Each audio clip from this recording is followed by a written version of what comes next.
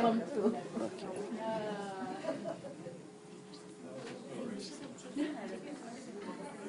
this song is my father-in-law's favorite song. Tune is Beloved Life. My father-in-law's parents immigrated from Germany, so he would sing this song to his wife. And this past September, we lost both of them, and we miss them very much. My mother-in-law left in December, last December. My father-in-law left this September. And so my father-in-law and I would speak German sometimes. And I'm married to my husband not because he's German descent, but he can't speak a word of German.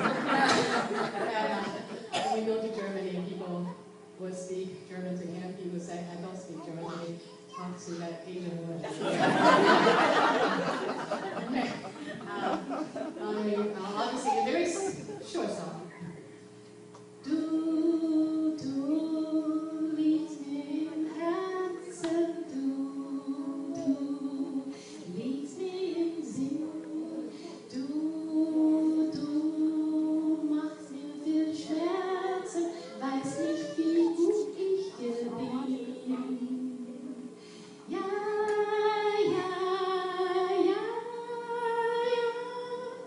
weiß nicht, wie gut ich dir bin.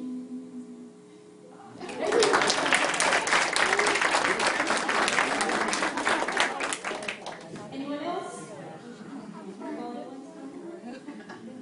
Okay. So, Fatih is going to come. He's going to play his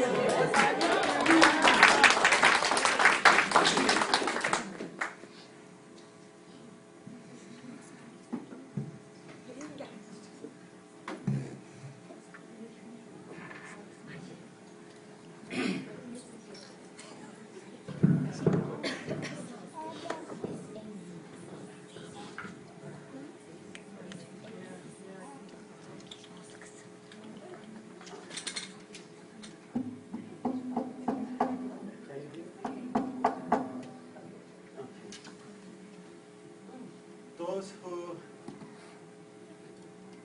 have you seen this instrument before? From the I played for you guys? So I did it all the night that I told you. For those who hasn't seen, this is an instrument called bağlama, or we call it saz as well. So like this. It's a walnut tree. And normally, historically, you got huge piece of walnut tree and you carve inside, and then outside. Thinner is better to give the better sound. And then you also carve this part as well. Sometimes later on they start to they learn how to connect it, so it became like a two-piece. Then they used to have an animal skin on the top. And that ancient name is kobuz. Still we have that instrument in Turkey that they are using in also Central Asia. And they use horse tails at that time. So poor horses didn't have tails because of the Turks. But they have tails. Turkish horses were tailless. And so later on, metal, horses have something to thank for. They are very thankful that metal were invented, so they finally have their tails back.